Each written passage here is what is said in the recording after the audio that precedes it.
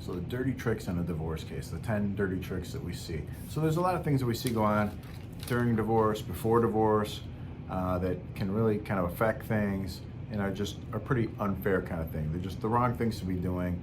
People get caught, sometimes they don't get caught, but there are definitely some ways to avoid these things and to counteract these things and to, we want to take a look at kind of some of these just different situations individually. So the first one that I could think of is hiding assets. There's a lot of hiding assets with things with a divorce at the beginning of a divorce matter, and people will be preparing for it. They know a divorce is coming and they start trying to hide things. They move money around, maybe they're keeping cash, maybe they have a separate bank account in their own name. That one comes up a lot.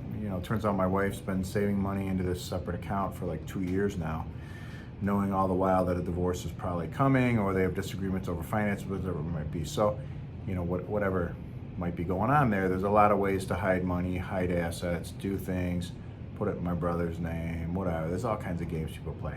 The good thing with divorces that we find is that, first of all, at the beginning of the divorce process, early on in the process, you're required to do a full disclosure. You have to sign something under oath. It's called a verified financial information form.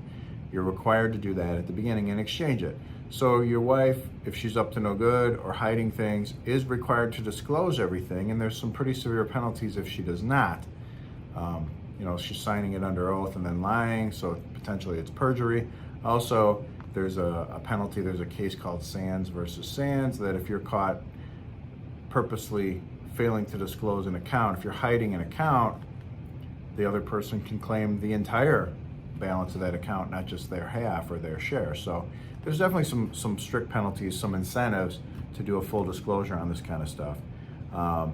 Another one that we see is hiding, or not hiding assets. Another one we see is cutting off a spouse financially. They'll cut someone off, they'll make it so that they really have access to no money, or if they do have access to accounts, the other person knows about it, knows their every move. They can't spend a single thing without the spouse knowing, and this can cause a lot of trouble, and it's kind of a dirty trick. We'll see a client will come in, wants to do an initial meeting. We do a more in-depth meeting.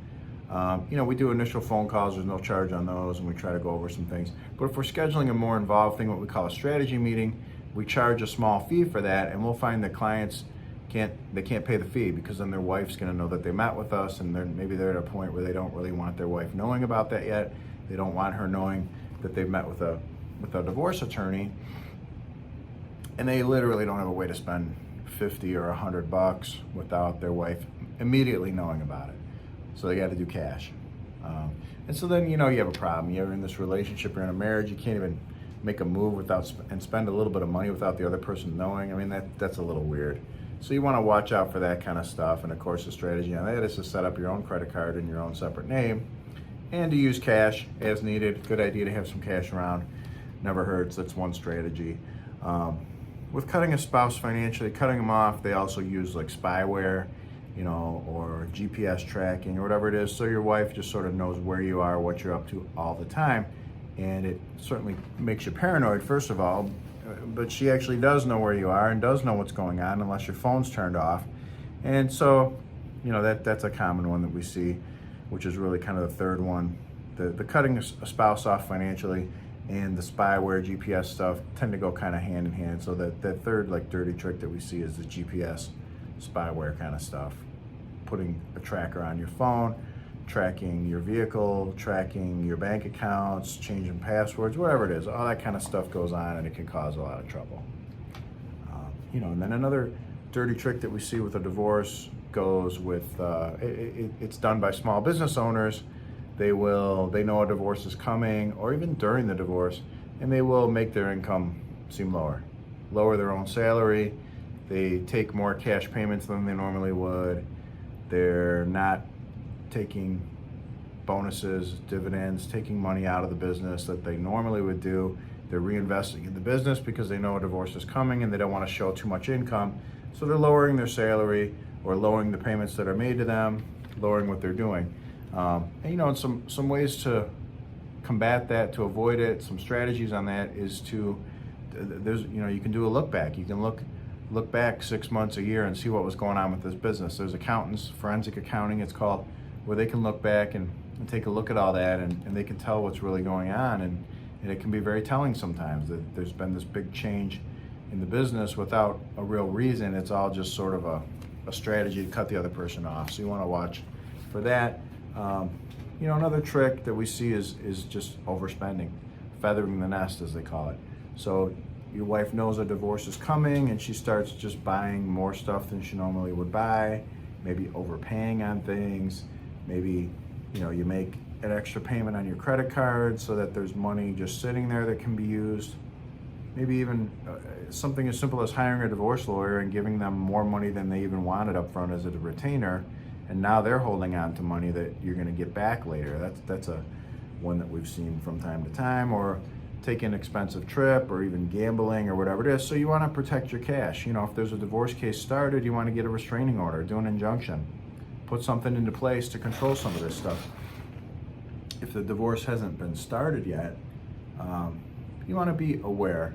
Starting off with a budget, getting a sense of what gets spent monthly is always a good start in avoiding this overspending and this nonsense that can go on. Because if you don't know what's typical and what should be happening, you're not going to know when that's been violated, when there's too much of that going on. So be aware. Make sure you know what bank accounts there are.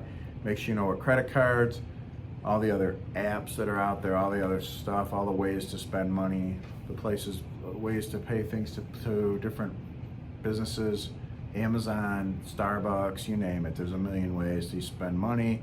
You can put money in these accounts, and there's a way to kind of do it. There's all kinds of different ways. So you want to watch out for it. Do a restraining order when you can. You want to be aware of it, And then another dirty trick that we see is just false allegations. Calling the police for no real reason, or threatening to call the police for no reason, or making a false domestic violence charge against you, or getting a personal protection order against you when there's really no basis. That's all dirty pool. It's all stuff that can go on. There are some strategies to avoid it. For one thing, if your wife is making those threats, if she's saying, hey, if I'm going to call the police and tell them that you did whatever, if you come to the house, I don't want you coming to the house. You want to make sure you get a recording of that. Try to get a recording of her saying those things, or if there's a text message, save it. I just met with somebody a couple days ago. Their wife actually sent a text to him saying, I don't want you coming to the house, and there was no reason she doesn't want that. She just doesn't. And she said, if you come here, I'm going to tell the police that you attacked me or you threatened me, even though he hadn't.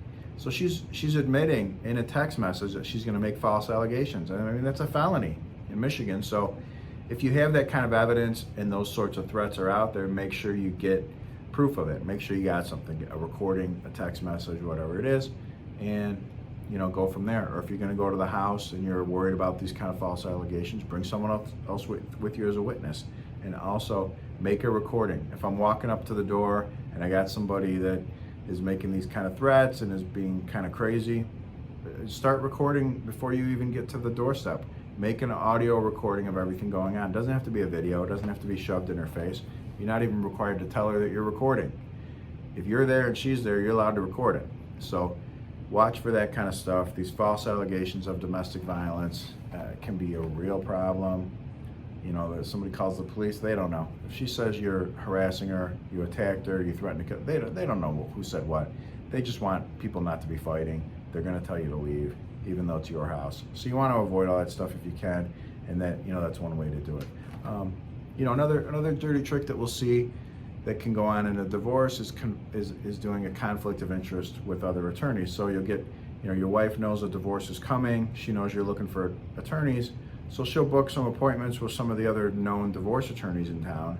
And now they're conflicted out, meaning, a divorce lawyer cannot represent both sides of the divorce. And even if your wife meets with an attorney and does not hire them, they're then conflicted out because she's told them their side of the story. She's told them privileged and confidential information. And so this is a tactic that'll get used now and then, where in the interest of limiting your choices on who your attorney is going to be, your wife will go around and meet with some of these people, and then they cannot take you as a client because they already met with her. One strategy on that, of course, is we represent only men. So she's not going to meet with us and conflict us out on your divorce case. So, look for attorneys that are that are more gender focused. They handle one side of divorces, and that's one solution to dealing with being conflicted out. Another dirty trick that we see is parental alienation. And there's debate as to whether that's a real thing or if that exists or doesn't exist.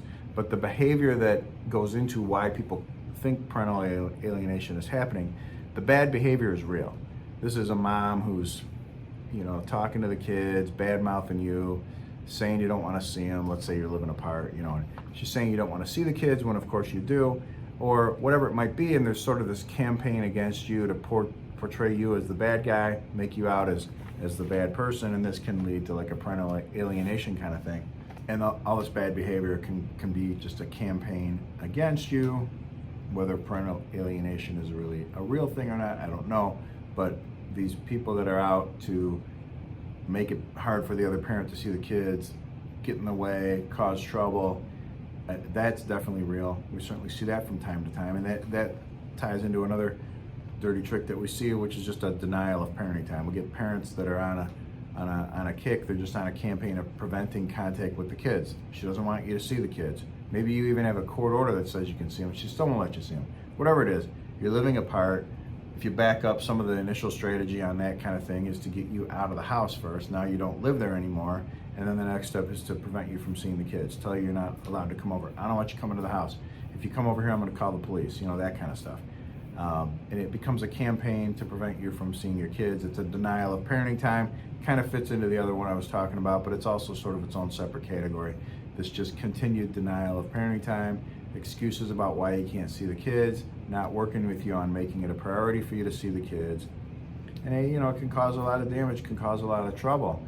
And the last one I wanted to bring up with these kind of dirty tricks that people use in divorce or just prior to divorce being filed is tricking you into moving out with bad intentions. And that fits into, like I said, the denial of parenting time thing.